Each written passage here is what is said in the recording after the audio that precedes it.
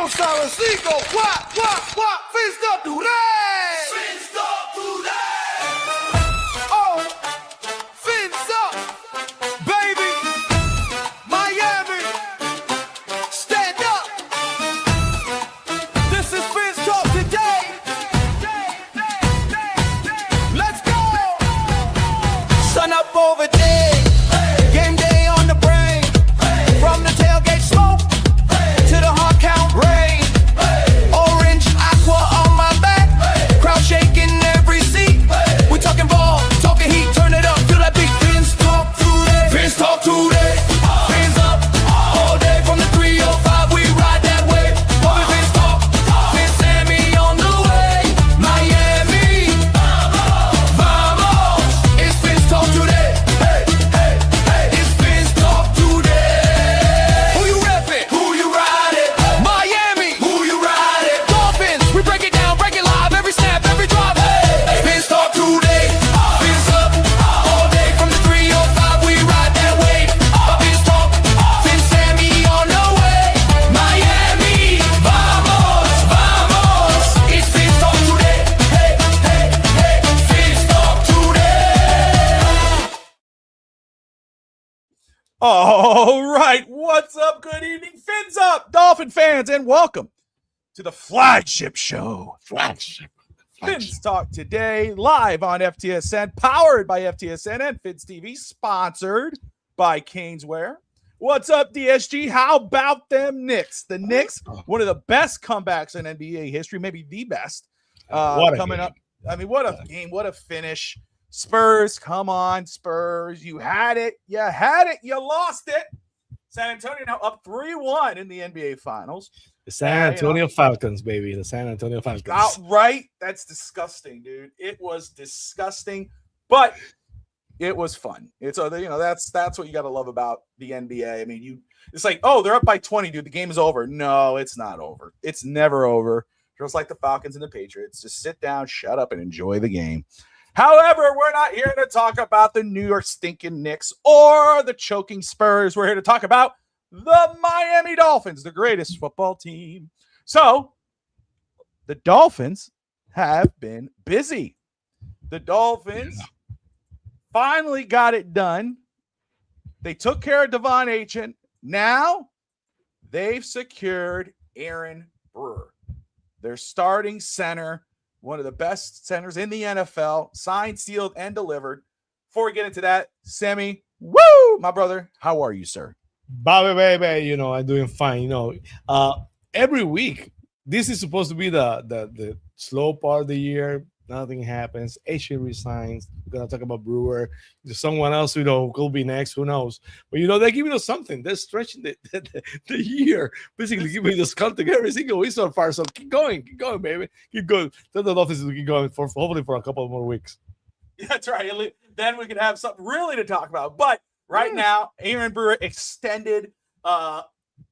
John Eric Sullivan continues to do what he has preached, talking about the four pillars, those being, of course, which we're going to get into, Aaron Brewer, Devon Achane, Patrick Paul, Jordyn Brooks. Two of them have been extended. One's on a rookie deal. One is in waiting, but Brewer extended. Sammy, gotta ask you, my man, what are your thoughts on Aaron Brewer being extended? Were you for this? How do you feel about it right now? How important was this for the Miami Dolphins to get this done? First of all, what a story Aaron Brewer is, right? From drafted to all pro, basically, to being, traded, signed by the Dolphins, and, he used to be a guard. That, looking for a niche, and he comes to the Dolphins, and, with this offense that is up and running. So it's a great story. That one of those guys that you root for, comes from all the way to the beginnings to today, a leader, a captain of the Dolphins, a captain of this team. So many times we talk about leadership for the Dolphins. He's a great character guy. He's one of the leaders. You saw the video today of getting resigned and some of his teammates joining him. But I don't think I've ever seen that, joining him to sign the contract extension. So Aaron Brewer, probably one of the, maybe one of, it's not the best, one of the top 3-4 best centers in the league. now he's going to be paid like that. I think he's going to be third. But this is a huge difference. I think $17 million a year. I think the top is 22. Yep. So, basically $5 million a year in football is a lot. There's a lot you can do with $5 million a year, as the Dolphins, when you have a lot of $1 million players. So, find a way to resign him, to bring him back, sends a huge message. Again, Sullivan said that he's going to do this. And, he mentioned Brewer. He didn't mention Waddle. He traded Waddle. You said it so many times. He mentioned Brewer, and, the guy said something and he does it. So far, no complaints about, young Eric Sullivan, because every single thing that he said he was going to do, or he set out to do, at least he have found a way to do. We're going to talk about the one thing is left, but so far, so good for young Eric Sullivan. So I think it's great news. He's going to be turning 30 in a couple of years. I think it's close, but nonetheless, in today's NFL, those players take so good care of themselves that when you're 30, you are basically 33, in past era. So I'm glad he's back. He's such a great leader. So, and we're beginning the nucleus. So I'm glad he's back. Good point there with the nucleus. No, I'm just glad that they got this done. It shows, first off, tells you a lot about Brewer. Same thing with Devon Achane, right? But tells you a lot about Brewer. Talk about it on Miami side of it. Miami comes in here. John Eric Sullivan comes in here with Coach Halfley. Sullivan is the decision maker on the roster, but he comes in. He has Tyreek Hill. He has Tua Tagovailoa, Jalen Waddle, Achane, Brewer, etc. And he looks at it. It's a war chest of decent players. And but he looks at possibly the best player on the team in Tyreek Hill and says, "We can't have this. Can't have this type of deal. We can't have this type of player." He moves on from them. He moves on from him. He looks at Tua Tagovailoa. Can't count on him. Can't rely on him. He's digressed. He's we can't move him. They cut him. Take the big hit. Jalen Waddle, a young player. Some people, obviously the outside looking in, Dolphin fans had a different perspective. There are some we all love Jalen Waddle, but there were some Dolphins like myself who believe hey, it was past that point. You can't pay him. Don't extend him. You can't rely on him. He's when he's in the game, he can't stay, can't catch, whatever it happens. Move on. He moves on is what it is. But he looks, he says, he comes into the team, and as soon as he's hired, he says, I see four pillars with this team. And Aaron Brewer was one of those guys.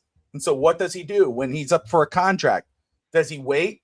Does he sit on his hands and say, we're going to try to undercut him. Let's see if we kind of keep him. Oh, you guys think about the offensive line more than we do. We're going to go ahead and we could find a center anywhere. We'll get a 7th round center. We'll go sign an undrafted free agent center and plug him in there. No, what does he do? He goes and extends Aaron Brewer. This guy is that important to this football team, or that important to John Eric Sullivan, where he says, we need to keep this guy. He's a part of this. And now Miami, after drafting Proctor, their left side is set. Yeah. And the center. They got Aaron Brewer, Caden Proctor, and Patrick Paul. The case is out for Savanea, and Patrick and Austin Jackson is Austin Jackson. We know what to expect from Austin Jackson, yes. But we know that Brewer, Proctor, and Paul, that's set in stone. We're good there. We'll see what Proctor does with those two guys, but it's very important to lead by example, and that's what Brewer is. Not just what he does on the field, but what he does off the field. Same thing with Devon Achane. Every week that whatever that score is, no matter where your team is in the record books, you're going to get the best version of Aaron Brewer. He's going to do his best. Like you said, his story is a story to be admired. A UFDA, what he was starting as a guard to become a center, one of the better centers in the NFL, one of the 3rd highest paid centers in the league right now. Yeah, I smacked the microphone. That's how excited I am. I'm hyped. Ready to run through a wall for this Dolphins team. But that's what this guy is. That's the type of players that the Dolphins want right now. John Eric Sullivan leading this Dolphins team. Malik Willis is one of those guys. A 3rd round quarterback, flopped in Tennessee. Everybody flopped in Tennessee. Moves on, is a 2nd string in Green Bay, ends up reviving his career, shows what he can do, shows the type of work he puts in off the field, in the film room, in the practice field, and gets the starting spot in Miami. Aaron Brewer is the same way. Aaron Brewer worked himself up to be in this position. You want those guys. There's talent is great. And there are some guys born with natural talent who are great football players. but then they're bad for the locker room. They're bad for the organization. Those are not the guys you want leading your football team. No offense or no disrespect to any of those type of guys, but there are guys who are like, man, that guy's a great football player. But as a leader, as a person, he sucks. He drags down our type of play. When the team is losing and he's going half-ass and he's showing our rookies how to play half-ass and losing football, why do we want that guy in our locker room? That's not what you're getting with Aaron Brewer. Aaron Brewer, week in, week out, is that guy. He's in your face. He's getting you ready. He's leading by example, just like Devon Achane, just like Jordyn Brooks, and more than likely Patrick Paul. So this was a great move for Miami. Yes, it's a great move in the end if your goal is to win eventually, but also it's a great move, as Adrian says here from the Rainy Day Podcast. Smart business decision, but also a smart culture decision, a foundation decision, because this guy's going to set the tone for the players that come after him if everything works out in time. So I love this move by the Miami Dolphins. I was ecstatic when I saw that we extended him. And I'm telling you right now, I know there was a lot of trade talk during the draft, and who knows what could happen. But let me tell you, I am going to jump out of my chair and go crazy if they could get Jordyn Brooks done. That is the next domino in these four pillars. Those were the four players he mentioned. Devon Achane, extended. Aaron Brewer, extended. Patrick Paul on a rookie deal, should be extended for what he's done in that short time of his career. But Jordyn, so you're good there, but you need to get Jordyn Brooks done. Jordyn Brooks, Jacob Rodriguez, that linebacker room, I am so excited for the future of the Miami Dolphins in regards to the linebacker room right now. Jordyn Brooks is a guy, Sammy, that you have said is our best linebacker since Zach Thomas. Yes, you don't let that guy go. He is one of the only players, when all the other players are playing, especially our quarterback at that time, saying, other guys need to step up, never taking the heat. Once I'm home, I don't care about anything. All that whatnot. Jordyn Brooks was the one who says, we're soft. He called out the team. He wears that captain thing on his thing, and that's his job, to call out the football team. He was willing, but when he came on the field, he didn't play soft. That wasn't a soft player. That's a guy who led by example, who played hard every play, no matter what the result was. And then he called it out when it was time. So just like Aaron Brewer and Devon Achane, Jordyn Brooks is next. Agree, disagree? He should be next. That's 100% sure. If he's gonna be next, I'm a little queasy about that. I'm not as confident as many people he's gonna be resigned, but he should be. Because it's the same thing you said before. The same thing that Aaron Brewer brings to the offense, that character, they know quick, that driving under adversity. Jordyn Brooks is that, and maybe even more. The fact that the Jordyn Brooks offense on defense probably is as big or even bigger than Aaron Brewer effect on offense. The guy is a leader. The guy, he hustles. He never quits. He's hurt sometimes, but you see him playing. He doesn't take a snap down just because he's hurt. The guy has the mentality. He's a leader by example. He's vocal. One of those voices that you need. And I'm pretty sure that the Dolphins are having conversations, but when they're saying, right, that when the river has a sound, it's carrying something like that. They're saying, too many rumors about the Cowboys, about other teams. I don't know. Something is weird about it. So I'm hoping that he resigns before the season starts, because if that doesn't happen, my feeling, that if we go into the season and the Dolphins are one and forever at the trade deadline, and anything can happen. Anything can happen. And the bargain chip is Jordyn Brooks, because who else is going to be the bargain chip? It has to be him. He's going to start looking to position themselves in the next draft, and he's the bargain chip. So I hope they do. I think he should be extended. I think that that will make linebacker one of the strongest, if not the strongest position in the team for the next couple of years with Rodriguez and Brooks if he come back. So I'm hoping he will be resigned. I'm not sure they will, but it will be a huge mistake if they don't, if you ask me. Yeah, I can't envision. I agree with you. Until he's signed, I know that's a real possibility that he could be moved, because there was a lot of noise and him being moved Too during much the noise. draft, pre-draft, post-draft, and whatever. Now, I will say, though, they've been featuring him a lot on social media with Jacob Rodriguez, being involved in all this. And, again, even after the draft, they were showing him, which I believe that Miami's goal is to bring him in, or to keep him. That's their goal. Now, if like I talked about Devon Achane, if they're going to the trade deadline and there's no deal signed and, it's like, man, we're just not getting there. And Miami maybe is in a losing effort for the season, which most people expect. Could it happen? Sure. Absolutely could happen. Do I think you probably get like a second, third round pick for him? I do. But I'm going to tell you, my man, I'm with Adrian. He's a leader of this football team. He's one of the 4 pillars. You need to keep him. You need to figure out how to keep him. And I think that is Miami's goal. Look, it's post June 1st. They haven't had any major signings. You know what they're doing? They're extending the guys that are here, especially the ones that they believe could be important to the foundation of this football team. Again, the 4 pillars. We keep referencing that. We've been referencing that a lot. Thank you, John Eric Sullivan. Sully, he mentioned it. Devon Achane, Patrick Paul, Jordyn Brooks, Aaron Brewer. 3 of those guys are good. We know they're going to be here. Jordyn Brooks is the only one, which it's funny. Now I realize he's the only one in a white jersey. Everyone else is in an aqua jersey. He's the outlier because he's the only one not extended at this point. However, why are these 4 guys important? And you can add the centerpiece there with Malik Willis, right? The guy that they said we're going to go. That's going to be our guy. We're not going to try to force our way to drafting a quarterback because we're getting rid of Tua.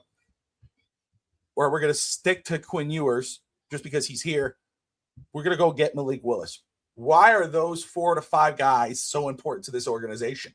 Well, it's what we've talked about on this show. It's not about it's what they can do on the field, no doubt. It's what they bring to the field. But it's also what they do off the field. It's the character. It's drive.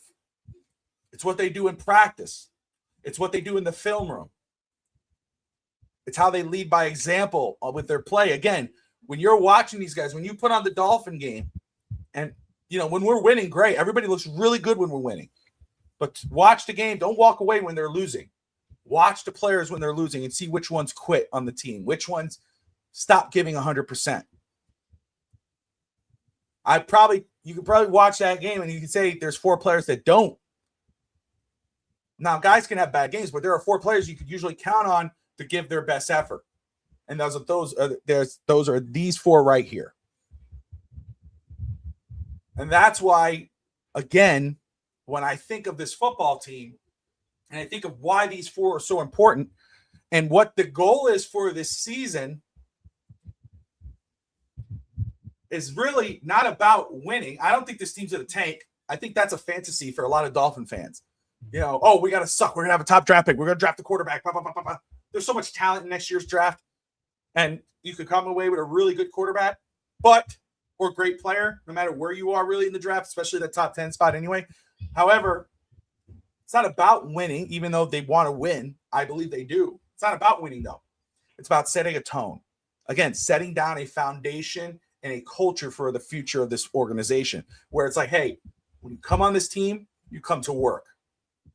You come to be the best version of yourself. And then that equals to winning down the line.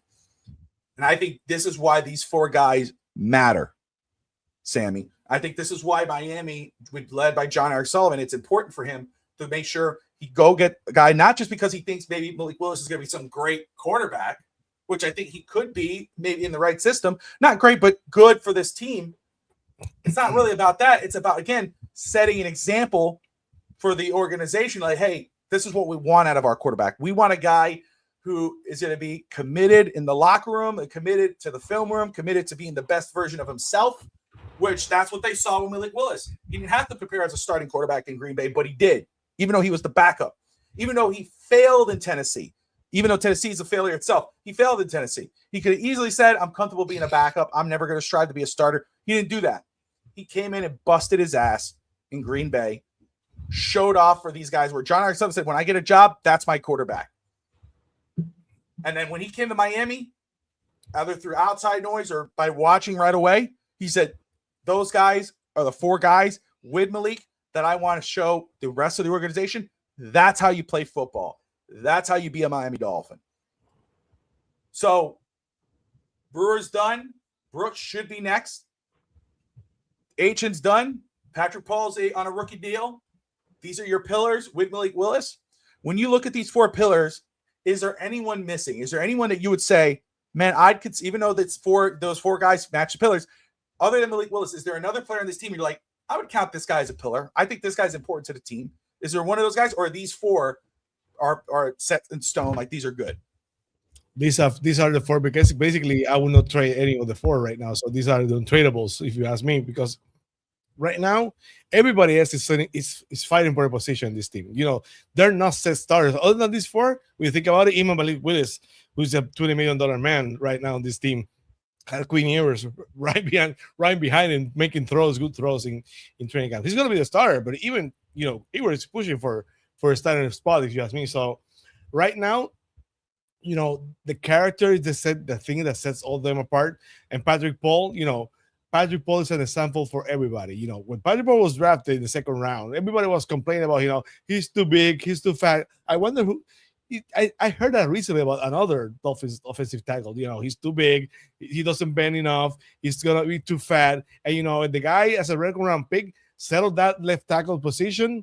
And you know, right now he's a contender to be an all-pro and a Pro Bowler in a couple of years because he's on the right track. So that's the same reason you want with Jordyn Proctor. That's the example you want to follow. The guy, you know, who has questions as being too big, not bending too well, could be overweight, and you working yourself up, you know, building yourself up and being the player that right now he is. You know, he has a great example right in that line with Brewer and Patrick Paul. So the character, the example the guys are bringing, they're never quitting. So those 4 pillars, I feel good about them. You know, if they were skilled guys, probably will feel a lot better because the only one who's a skilled guy is Von Achan. And you know, and this league is based on skilled guys. So you usually feel yourself a lot much better when you have that great wide receiver or that shutdown corner that you can, or that defensive end that, you know, that edge that, you know, rushes the passer and, you know, gets a sack in the clutch. When you have that kind of player, you feel a lot better, much more confident about yourself with those teams. Right now, the Dolphins don't have that. That's the challenge for this team. That's the challenge for Jordan Sullivan. He has to find 4 more of those, and 4 more of those in defensive end, at cornerback, at wide receiver, and maybe in tight end, because this league that's what they do. So I think it's a good start. I think they're great 4 pillars. Unfortunately, like I said, this league is based on the quarterback, the wide receiver, the cornerback, and the defensive end. So that's the next challenge for him. If I can find 4 more this season, if we answer this question with Malik Willis, a defensive end, Chop Robinson will have to step up greatly. Drive and develop, baby. That's what he said. They have to find a way to develop Chop Robinson this season, not next season. You know, he's gonna have an option year next season. He has to take the step this season. Yeah. This season. So you have the running back, but you don't have the corner. Do you have a shown the corner? This is, you know, Chris Johnson will have to come here and you know, show that he is that number 1 corner. That guy you can depend on to show that the best wide receiver on the other team. So that's the challenge. You have 4 great pillars, 4 cornerstones of your franchise for this year. But unfortunately, it's not the way the league is built. You need to find the quarterback. You need to find the wide receiver. You need to find the edge. I do find the way that shown the corner. If they do that this year, they find at least more than capable player starters for the next couple of years, the Dolphins are on the right track. That's the challenge this year. I love that you say that, because as you're saying that, and I'm thinking of 4 pillars, you know, I think of, when I see 4 pillars, I think of Rome, right? You think of the pillars, the Roman Colosseum, you know, whatever, the buildings and Greek gods, whatever. Yeah. But Rome wasn't built in a day. One building, 4 pillars don't make Rome, right? But, and then, you know, quarterbacks are foundation, right? They all Malik Willis, let's put him in. That's foundation. You got the 4 pillars. Like you say, though, okay, hey, let's say Chris Bell or Kevin Coleman or Caleb Douglas. Let's say one of those guys blow up and they're amazing, right? DSG says, hopefully we got one great receiver. I believe that we have an opportunity that one of those guys are going to be really good, or two of them, or maybe three. I don't know, but I just know that they, I believe in Chris Bell, but I like what I've heard and seen from Caleb Douglas. No. You're such an ass. He's always stirring the pot. Beautiful, beautiful, beautiful. Just beautiful. China. Yes, Chris Bell can, and you know what though? But again, I believe. For those of you who don't understand, go to the comments. Yeah. I mean, you're like, what the hell are you guys talking about? Go back and read what the chat saying. PSG, yes. He's a troublemaker. You know what I mean? Yes, he is. But Chris Bell, Caleb Douglas, I do believe could be a guy who could surprise a lot of people. He's one of these guys that got a lot of hate, and I believe by the end of the season, we're going to say, wow, this guy is a stud. He has the size. He's got the speed. He's at the athleticism. We'll see if he gets the hands. Right. That's something he needs to work on. But again, he didn't have a good quarterback in college, but I think he has the talent. He has the skill set. Chris Bell, I think, is going to be a guy who, as soon as he gets on the field, we're going to be like, wow, I truly believe that. Truly believe it. So, and we'll see. Right. But Sammy, you're 100% right. Again, and that's why, again, this is not about you. See, those pillars you talk about, those other guys, that's how you win football games. You need those guys to win football games. You need Devon Achane, that type of player. But these four pillars, especially the center, the tackle, the linebacker, this is about setting a foundation. That's why, like, for me, when I think of this football team, and I think about the goal of this season, we all want to win, right? We want the Dolphins to win. We want to be able to celebrate it. Whether I go to Indianapolis to see them play the Colts or fly to Florida for the game of the week, or every week watching them on TV, fan club weekend, right? If we do any of that, we want to see our team win. But do we have expectations for them to win a lot of games next year? No, we don't, because we're not stupid. However, could Chris Johnson end up being a shutdown corner and shock it 100%? Could Jason Marshall in a second year live up to and be surprised to people? Possibly 100. Yeah, he was my possible breakout player last year. Could Kenneth Grant look better in his second year than he did his first year? Can Chop Robinson, who's showed up, did really well at minicamp, could he come into training camp into the season having his best season yet? Yes. Could that equal wins? Absolutely. And that would be awesome. But this year is not about winning. This year is about setting a tone and building and securing the foundation of the Miami Dolphins for years to come. What type of team are we going to be? What type of culture are we going to have in Miami? Are we going to have guys that persevere even when it gets tough? Or are you going to have guys that quit when the season is when the season's in the shitter and the team is losing or whatever? Are we going to have guys who are going to be busting their ass when they're playing in the cold, no matter what the weather conditions are? If it's raining, a monsoon, and it's muddy, is it snowing? Are the Dolphins going to play like assholes so they can't throw a ball or run the ball or can't make a tackle? Or are they going to play their best football when football actually matters? That's what this season's about. If the Dolphins have a crappy week 1, I'm looking forward to week 2 to see who steps up. If Malik Willis throws 3 interceptions, or let's just say he throws an interception in a game, what does he do when he comes off the field, and what does he do when he gets back on the field? Does it stick to his head, or does he learn from it and play better? Or if he has a tough week 1, how does he respond in week 2? Coach Hafley. If Hafley has a bad game, coaching a game, time management, how does he adjust during the season? If he notices running the ball is winning the game, and he goes, okay, we're going to pass it now. His offensive coordinator, Slowick, says, we're going to run. Let's do a couple passes. Oh, crap, we threw a pick. Oh, God, fumble. Does he go back to running the ball, or does he force it? That's what I'm going to be watching. That's what this season's about. Adjustments, growth. Who are the guys that are going to be the guys that are going to be here for a while? Who are what the foundation and culture are going to be of this football team? That's the goal for me this season. That's what I'm watching for. I'll be pissed when they lose. I'll talk about it in post game. I know my co-host Finstanza will be more than I, even though he said he won't. I'll see it when I believe it. However, my goal this season is not about winning or losing. Even though I'll be happy when they win and I'll be pissed when they lose. It's about how they respond to adversity. Sammy, when you think about your goal this season for the Miami Dolphins, when you're watching the Dolphins, what is your goal for Miami? What do you think their goal is?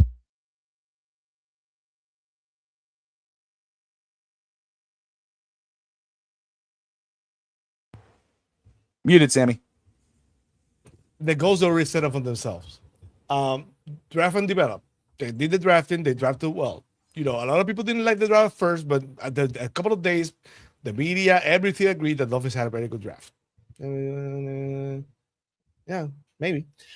So so draft and develop. They had to develop the players. They already drafted, and they drafted pretty well. I will be happy if this team is playing better by the end of the season. I know Dolphins fans put a lot of emphasis on opening day, on the opening week. And if they go to Las Vegas and get trampled all over the place by the Raiders, doomsday is gonna be here. The reaction is gonna be here, and fans are gonna be jumping off the ledge. But by the end of the year, if they, those players are, developing, they're playing better. You can see, what the guys could be by year 2. At least if they find 4 stars in those young players, I'll be very, very satisfied. I'm not gonna judge this season in wins and losses. If you do, I've seen people that you remember TD was here and he said he spent like between 10 and 12 wins. For me, I almost fell on my chair. I don't see that. I struggle to find this team winning 4 games, and it's just me. Hopefully, I'm wrong, and the Dolphins find a way to win 8 games, and fans are mad because they have no chance at the first overall pick because they're never satisfied. So that could happen too.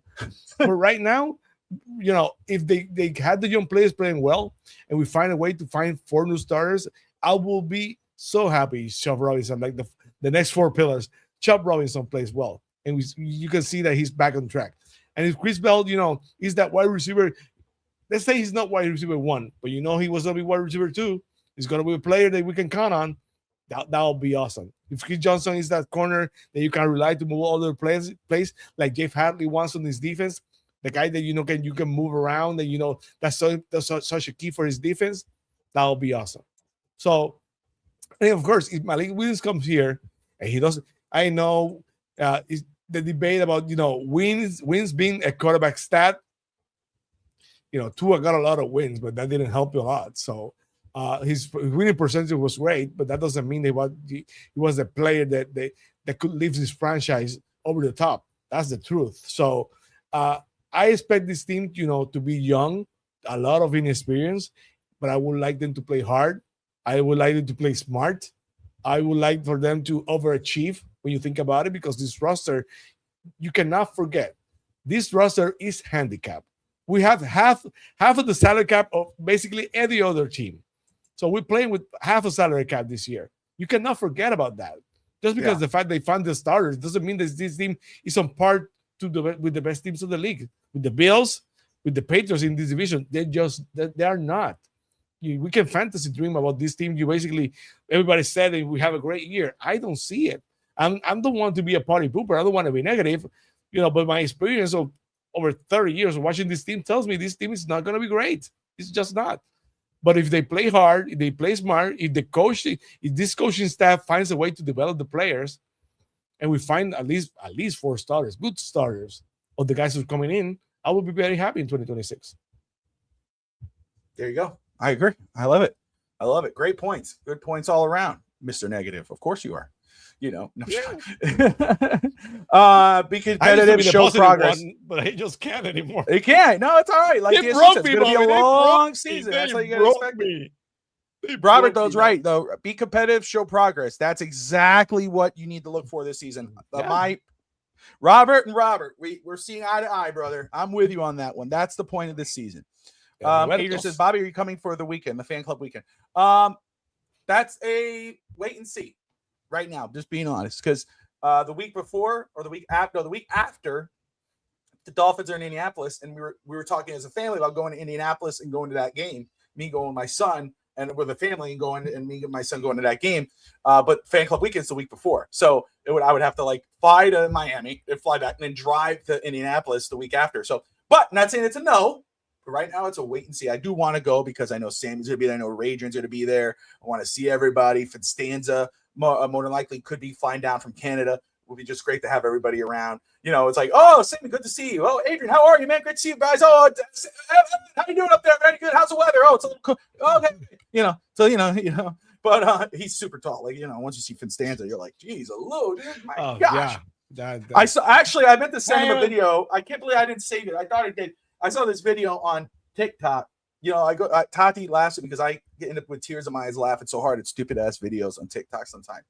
But there was this one video, and it showed some guy. I didn't see you don't see the guy in the car, but you see the old man, some older guy, and his wife yelling at the guy, and the guy's banging on the window.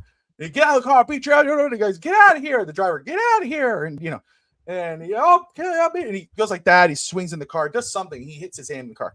All of a sudden, this guy gets out of the car, and all of a sudden, the video stopped. And this guy's like this tall. And the guy who was hitting the window is looking like this. He goes, "Yeah, what are you gonna do?" It looked just like Finstanza. I was about to say, Evan, what are you doing? Is that why you haven't showed up? Didn't he bail you out, my man? Anyway, Evan's probably watching, going, you know, should find it. But I hope he's doing great. Oh, he's good. He's good. I hope praying for, you know, I know he's doing well. But anyway, he gets busy, dude. He gets busy. Busy body, dude. Now, just want to touch base on something quick. You know, one thing that we've been seeing, which is great actually for Miami, no matter who the starter and the backup is, but more than likely Willis is the starter. He's been doing well enough. Coach Hafley has been happy with him. He likes the way he's coming. He says, coming on to the team and producing and practice and getting better each week. He says, actually, it's a better version of what we saw in Green Bay.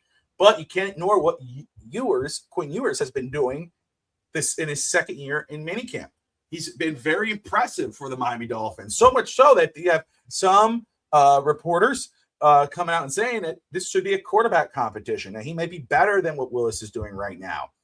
Hafley seems to be putting cold water on that. You know, you look at Malik Willis's contract, and it says he's the starter. However, you listen to Coach Hafley and even John Eric Sullivan both have said, if you don't live up to expectations, if you don't perform competition, you don't live up to expectations, you could see the bench and your backup could be the starter if he lives up. So that's a question. Do I think that's in question right now? I don't. Not at this point. I don't think there's any quarterback competition at this moment. Preseason, though, if Willis is completely struggling in training camp, struggling in preseason, can I see Ewers not stealing the job, but taking the job? I can see that happening. I don't see it happening right now. I am not thinking that there's a legitimate competition at this moment in time for that spot. I think, but I do believe that it's great news that your potential starting quarterback is having a good mini camp, but your backup guy, your 7th round pick, is having a very solid camp so far, mini camp. I think that's great news for the Miami Dolphins because we haven't had that in a while. Where if our starter can't get the job done or gets hurt, God forbid, that our backup comes in and we feel really good about it. Sammy, do you actually think right now in this moment in time that there's a legitimate competition? Could the Dolphins be thinking right now, watching Ewers and Willis and going, maybe we should be considering Ewers as the starter and not Willis? For that to happen, Malik Willis will have to be terrible, just terrible, and that has not happened. Just the fact that Ewers is actually practicing very, very well.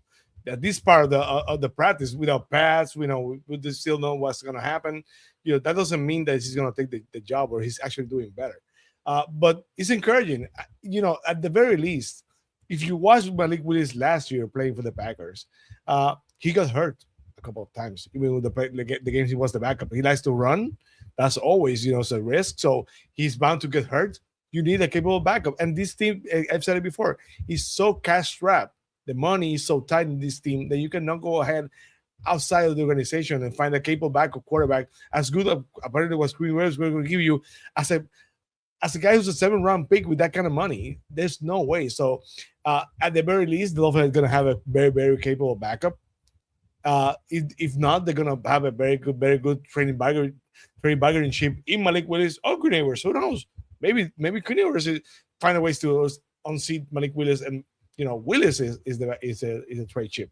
I'm not saying that's going to happen, but strange things have happened on the last 30 years of the Dolphins. So I think it's great. We talked about it on Phins TV last Tuesday. I think it's awesome that Queen Universe is pushing Malik Willis because also Malik Willis deserves to be pushed. He needs to be pushed.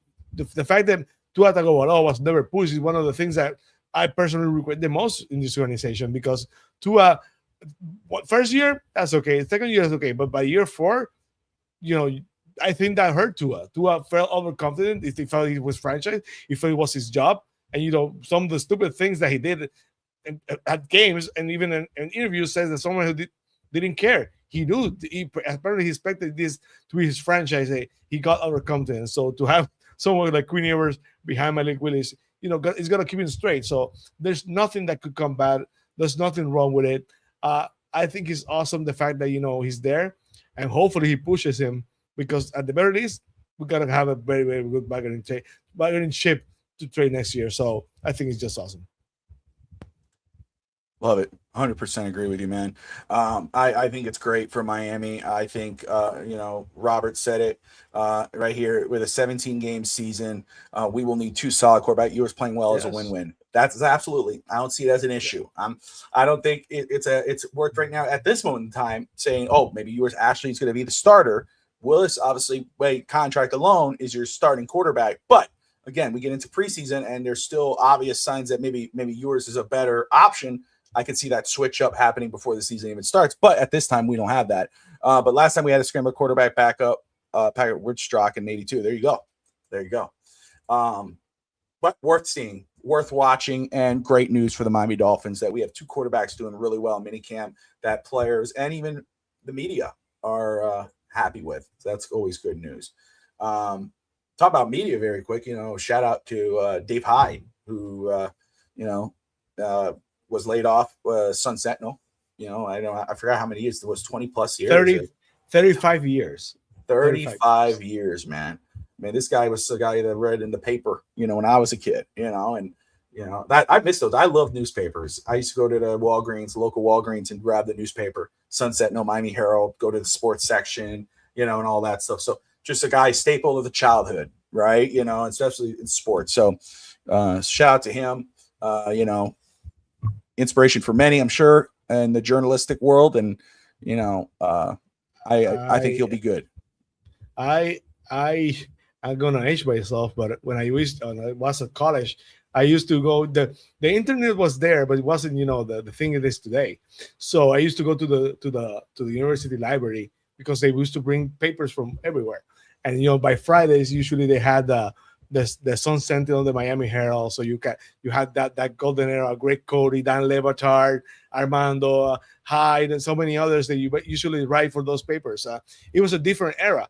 The news departments used to be huge, but with podcasting and the ability, the Twitter, X, that it's so easy to get news and to make your mind. You have access. You used to be the days. I'll age myself, but you had to wait for Sports Center to know what happened, or you had to find a way to get the news. Right now, you get the news with just a click. So, but having said that, Dave Hyde, was still the most relevant of all the Dolphins media, along with Barry Jackson right now. So yes, the guy moved you when he wrote.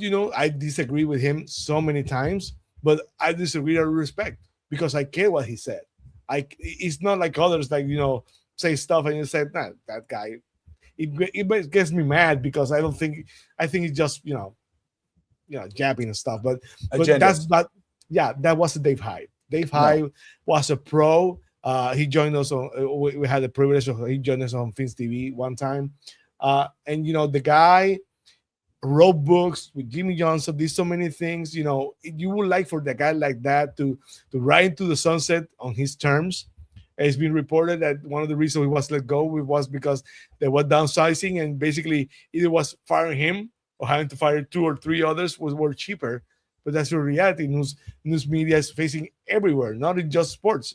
Not just in Miami, everywhere. It's sad, but it would have been awesome for Dave Hyde to ride on into the sunset on his own terms. But that doesn't mean that that his legacy is not there. If he lives today and he opts to write books and to move on from Dolphins media, what he did is gonna be one of the top forever on Dolphins media because the guy was awesome. I wish him nothing but the best. We talk about him at length on Phins TV on Tuesday, and hopefully he stays current and maybe maybe he can join us still, have some fun and have some chat because I think that once you do that for 30 years, there's no way that's not in your blood. So hopefully he's gonna stay current. He's gonna be doing a prison, Joe Rose or whatever, and maybe we can have a chance to talk to him one day or his thoughts on that office. So I said it on Tuesday. Maya Angelou said it has a phrase that's dear to my heart. People are gonna forget what you did and what you said, but you never forget how you made them feel. They've had one of those guys. So the way he wrote, he had an impact on our lives as Dolphins fans. So best of luck and best of everything in the future there for Dave Hyde. Absolutely. Man, it's been a fun show, a very fun show here. Next on FTSN, first off, we had the On Deck Baseball podcast yesterday. Not yesterday. Yesterday. Also, East Century Boys talking about Giannis Antetokounmpo. Will he? Won't he? Be? How's that? Is that getting close? Because I said I don't know, buddy. How you feel about that? We'd like to know, right? Later live. How you feel about every day it's funny. It seems like it's getting there. And then today you get the news about Boston maybe possibly being more into it than yesterday. And so again, I'm not holding my breath. I know this for Heat fans. Every time they miss out on a star, that's why I don't hold my breath on stars. But every time, Pat Riley's sleeping. Get rid of Riley. Get rid of this guy. Listen, right now it has nothing to do with that. The Heat, I put the best offer they could give on the table. The Bucks like that offer, but they're waiting to see what they hear from Boston. They're waiting to see what they hear from Portland.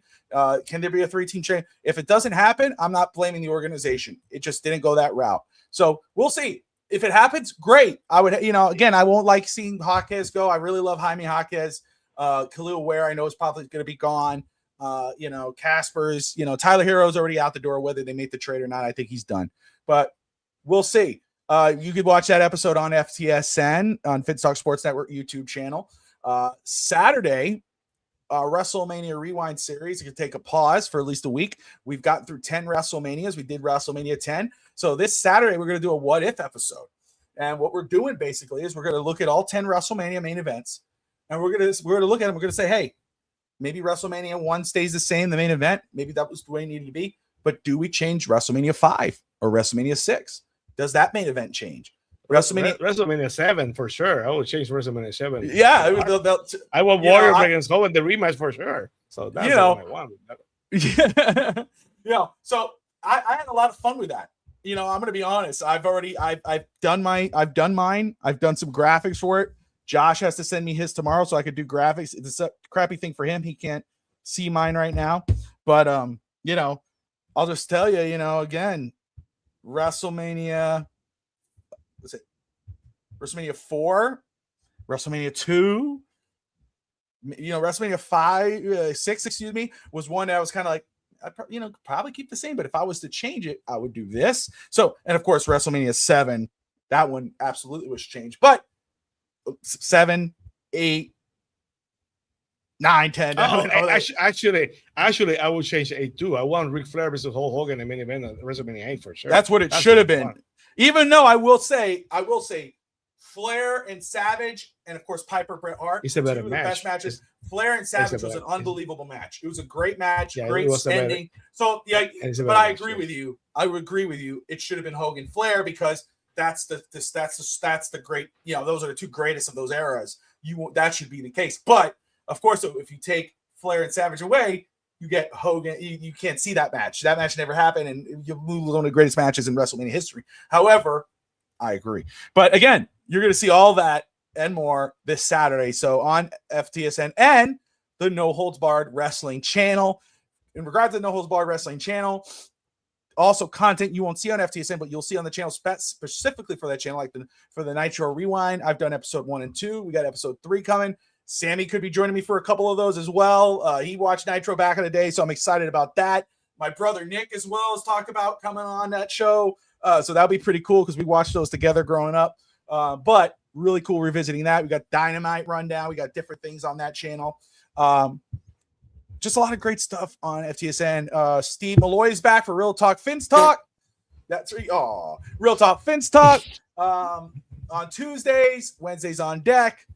East Tetra Boys, and of course Fantasy Now Plus with Josh Kimmel. I'm just teasing DSG saying more Hogan. I'm like, more Hogan. Yeah. Yes. Let me tell you something, brother. I was never a Hogan guy. I'm just saying, never. I was always Hollywood Hogan, brother. You know, I'm a Hulkamaniac for life. He's the greatest superstar of all time. 100%. If you ask me, yes, over anyone. But but still, I still hate it. No, which I think it's fair. Not because of recent stuff. Always hate it. Yeah. No, like that's I agree. I get, and that's what I say. There's guys again. There are people who could say I know he's maybe the greatest, but I just never liked Hulk Hogan. I respect that.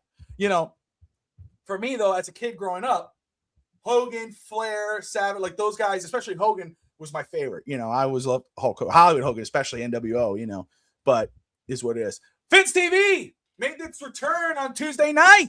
Sammy, talk to us about Phins TV. We had so much fun. Adrian's in the chat. He knows how much fun we had on. It's on YouTube. Please go back. Please give us a like. Give us a subscribe. Please, after this, please go to the. Those of you watching on the X of Phins TV, the link for the last episodes there. Go there, subscribe, then go to the Phins Talk Sports Network and subscribe. You know, we had a lot of fun with the whole crew was there. We had a lot to talk about, so we're gonna be on hiatus until training camp starts. But you guys have us here on Phins Talk Today every Thursday. Yes, sir. I saw here. I love that. More cowbell. WrestleMania 17. Cannot wait for WrestleMania 17. WrestleMania 17, 18, and 19 were fun. I can't wait for that. But Which I like one that is we're going. I'm trying to remember. Which one is 17? 17 was Austin Rock, Undertaker, Triple H. That was the one. WrestleMania 18 is Rock, Hogan, Jericho, Triple H, and 19 is Brock Lesnar, Kurt Angle. You know, so but those are my favorite. But I want to say there, I'm going to spoil one. I'm going to spoil one for you guys, and especially for Robert, because I grew up with Prime Dusty Rhodes. So obviously, here is, I don't know if you can see it, but I'm going to show you here. So WrestleMania 7, right? We know, right? WrestleMania 6, excuse me. WrestleMania I have that on VHS. Yes. So, right. And again, honestly, more than likely, I'd keep that, even though, because Hogan did really well with, Royer used to run to the ring. If you guys remember, he run in. So when he got to that ring, he was already blown up. He was spent. Yes. Right. And so he told Hogan at the very start of towards the match, he said, let's take it home. And Hogan's like, we're not taking this shit home. What are we talking about? That's what Hogan says, because, yeah. That's what Hogan says. But it was a good match, and it was a good ending, yes. Whatever. However, if I were to change that main event, this would be it right here. Oh wow. That would have been the main event for actually. Like I heard Bruce Prichard saying that it was considered for WrestleMania 2, if I'm not mistaken. Hogan, Dusty Rhodes was considered for. Bruce Prichard said something that Dusty considered jumping the WWF at one point, and one of the WrestleMania was supposed to. Yeah, well, supposedly before Hogan, Dusty Rhodes was supposed to be maybe the lead guy for that organization. Yes. But since he went back to NWA WCW, let me tell you something, baby. I love Dusty Rhodes. I love old school wrestling. Wild. That's Dusty why, hey, Robert, Will 305 Sports is in the house. Listen, if you haven't yet, go subscribe to the No Holds Barred Wrestling channel, because I'm also going to do matches. Steve was better than Warrior is. And I want to see. It's true. I'm going to go back and rewatch Flair versus Terry Funk. I Quit match. Flair versus Dusty. Sting versus Flair. Like Dusty versus whoever. Like I love those type of matches. So if you love that, come to Polka Dot Dusty. I don't care. Polka Dot Dusty, NWA Dusty from old school Dusty where he wears the clothes. Love Dusty Rhodes, man. One of the greatest, if not the greatest talker, great performer, and obviously royal family. Superstar, baby. The biggest superstar of all time. That's baby. I agree with that. Sting was better than Warrior by far. Could you imagine Sting in the WWF? That's the truth. If Sting would have been such a coward, he would have jumped to the WWF. He would have been the biggest superstar. Basically, who knows? You know what Vince could have done with Sting? That would have been. I understand those things point, because and not less Booker T, but more DDP. What they did to DDP when he went from WCW. Yeah, but that was later. Yeah, but I agree with you. Sting and LOD WWE went to WWF and did great. I think Flair did great. There were others that did. Harley Race did great. So, but I understand Sting's stuff. I understand that he could have been queasy about it. And I'll tell you what, though, and then bury him. I would have loved to see Sting in WWF because you would have got Taker Sting, probably early on, Triple H Sting, Rock Sting, Austin, whatever. But TNA Sting was a lot of fun. I will say that. TNA Sting was great. Just like Kurt Angle, TNA Kurt Angle was amazing. Probably better than WWF Kurt Angle. So we'll see. But Sting, lost forever, 100%. Sting was loyal. So we can have all those conversations with Sammy, myself, Josh Kimmel, Nick Voss, and all that one. And Nick Voss being my brother, Nick Melendez. If he ever actually shows up, who knows? He's a liar. If he's watching, you're lying. You never called me. But anyway, No Holds Barred Wrestling channel. There was a Real Talk Wrestling tonight. So tune into that. They had a good show. I'm sure I'm going to watch it after I'm done here. Caneswear. Guys, if you love the Miami Dolphins, or if you're a Canes fan, Heat, Marlins, South Florida sports, Inter Miami, whatever, anything South Florida sports, Florida Panthers, you got to go to Caneswear. If you're in South Florida, 2655 South University Drive in Davie. Or if you're in Puerto Rico like Sammy, or Tennessee like myself, Canada like Constanza, Texas like Steve, New York, New Jersey like DSG, Caneswear.com. Unbelievable merchandise. Great deals. They got their June deals up. They got great clearance items. I mean, jerseys from the Canes that are like $200 jerseys. They got they're like crazy, just crazy stuff. Cheaper than that. So go check them out. Caneswear.com. They're awesome. Good shipping, fast shipping. If they don't have an item, they're going to call you. They're going to try to work it out. They're great. They're quick. Go check out Caneswear and go check out Caneswear TV. My goodness, they are growing. They're doing awesome stuff there. Brett and the crew. Love those people. They're a part of our FTSN family for life. So go check them out. I appreciate all those who are tuning in. Don't forget to check out Phins TV. They're on hiatus until training camp, but they had a show from Tuesday night. Go check them out. Go check out the show. It was awesome. Make sure, though, you go subscribe. It's a crime. The subscriber count now, they need to be higher.